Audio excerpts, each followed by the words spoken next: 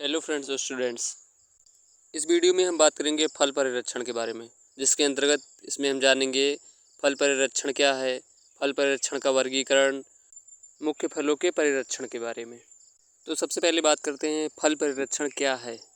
जैसा कि हम सभी लोग जानते हैं कि किसी भी फल को उसकी उसी अवस्था में ज़्यादा दिन तक नहीं रखा जा सकता है।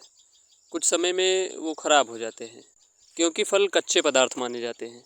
इसलिए इन सभी फलों को खराब होने से बचाने के लिए जो भी क्रियाएं की जाती हैं उसे फल परिरक्षण कहते हैं। मतलब फलों एवं सब्जियों को खराब होने से बचाने के लिए और उनकी गुणवत्ता को अधिक समय तक बनाए रखने के लिए जो भी क्रियाएं की जाती हैं उसे फल परिरक्षण कहते हैं। फल परिरक्षण दो प्रकार से किया जाता है। पहला अस्थायी परिरक्षण, दूसरा स्थायी परिरक्षण। मतलब जिस तरीके से फलों और सब्जियों को कम समय के लिए सुरक्षित रख सकते हैं उस विधि को अस्थायी परिरक्षण कहते हैं। और जिस विधि में फल और सब्जियों को कुछ दिनों या कुछ महीनों तक के लिए सुरक्षित रखा जा सकता है उसे अस्थायी परिरक्षण। किसी भी फल और सब्जियों के परिरक्षण के लिए स्थायी और अस्थायी बहुत सी विधियाँ हैं। तो सबसे पहले बात करते हैं कि अस्थायी परिरक्षण की कौन कौन सी विधियाँ अपनाई जाती हैं। सबसे पहली विधि है फलों और सब्जियों को जीवाणु रहित करना। मतलब किसी भी फल और सब्जी को अधिक समय तक रखने के लिए उस फल में जीवाणुओं की संख्या न्यूनतम होनी चाहिए। इसके लिए फलों और सब्जियों को साफ टोकरी में रखना चाहिए। तोड़ते समय इस बात का ध्यान रखना चाहिए कि फल और सब्जी टूटने ना पाए, फूटने ना पाए। मतलब फलों और सब्जियों को किसी भी तरह का नुकसान ना हो।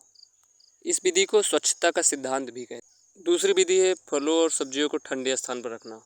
मतलब फलों और सब्जियों को ठंडे स्थान पर रखने से उनको अधिक समय तक सुरक्षित रखा जा सकता है, क्योंकि जीवाणुओं की सक्रियता गर्मी की अपेक्षा ठंडी में बहुत कम होती है। इसलिए खाद्य फलों को रेफ्रिजरेटर में रखने से काफ़ी समय तक सुरक्षित रखा जा सकता है। अगला है फलों को नमी से दूर रखना। फलों और किसी भी खाद्य पदार्थ को नमी से दूर रखने पर उनको काफ़ी समय तक सुरक्षित रखा जा सकता है। कि अक्सर देखा जाता है कि नमी में सूक्ष्म जीवों की उत्पत्ति और वृद्धि बहुत तेज़ी से होती है, जिनसे फल और सब्जी बहुत जल्दी ख़राब हो जाती है। खासकर बरसात के मौसम में हम सब ने देखा ही होगा कि अचार और मुरब्बा में बहुत जल्दी फफूंदी लग जाते हैं। अब बात करते हैं स्थायी परिरक्षण की विधियों के बारे में, जिनसे फलों को काफ़ी समय तक सुरक्षित रखा जा सकता है। स्थायी परिरक्षण की सबसे पहली और सबसे ज़्यादा उपयोग की जाने वाली विधि है ऊष्मा द्वारा परिरक्षण। जैसा कि हमने पहले ही बताया कि खाद्य पदार्थों को का खराब होना उनमें उपस्थित जीवाणुओं की संख्या पर निर्भर करता है। किसी भी खाद्य पदार्थ में उपस्थित जीवाणुओं को निश्चित ताप पर गर्म करके नष्ट किया जा सकता है। इसलिए फल परिरक्षण की इस विधि में फलों और सब्जियों या खाद्य पदार्थों को 65 डिग्री सेल्सियस पर गर्म करने पर जीवाणु नष्ट हो जाते हैं। अगला है नमक के द्वारा परिरक्षण। कई प्रयोगों परीक्षणों में ये देखा गया है कि नमक का घोल जीवाणुओं के लिए विष का काम करता है। इसलिए 10 से 15% नमक का घोल खाद्य पदार्थों को खराब होने से बचाता है। और हम सब ने अपने घरों में देखा ही होगा कि अचार को सुरक्षित बना रखने के लिए नमक का प्रयोग किया जाता है। अगला है चीनी द्वारा परिरक्षण। जिस प्रकार नमक का घोल जीवाणुओं के लिए विष का काम करता है, ठीक उसी प्रकार चीनी का घोल भी विभिन्न प्रकार के जीवाणुओं और एंजाइम्स को निष्क्रिय कर देता है। इसलिए खाद्य पदार्थों में 66% से अधिक चीनी की मात्रा रखने से उनका परिरक्षण स्थायी हो जाता है। अगला है रसायनों द्वारा परिरक्षण।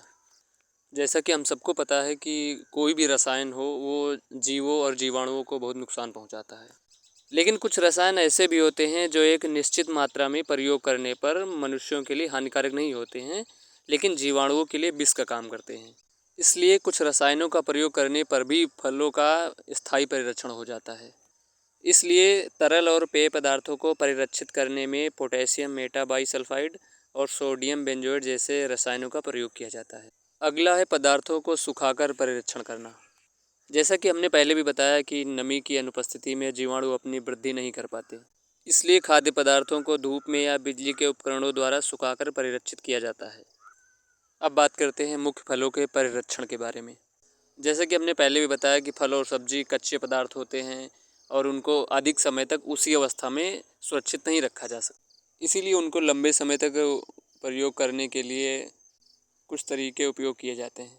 जैसे कच्चे आम और पके आम को कुछ समय तक ही उपयोग किया जा सकता है, लेकिन आम का लंबे समय तक प्रयोग करने के लिए आम का अचार बनाया जाता है, जैम बनाया जाता है, अमरूद की जेली बनाई जाती है, आंवला का मुरब्बा बनाया जाता है, जैम बनाया जाता है, अचार बनाया जाता है, नींबू का भी शरबत बनाया जाता है, पानक बनाया जाता है, अचार बनाया जाता है, सेब को जैम बनाया जाता है, शरबत बनाया जाता है और उसको डिब्बा बंदी करके काफ़ी समय तक उपयोग किया जा सकता है।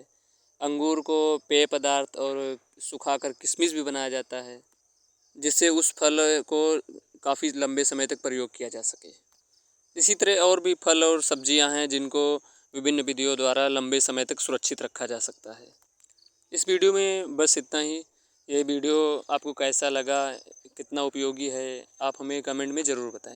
अगर वीडियो आपको उपयोगी लगे तो इस वीडियो को शेयर करें और हमारे चैनल को सब्सक्राइब ज़रूर करें। धन्यवाद।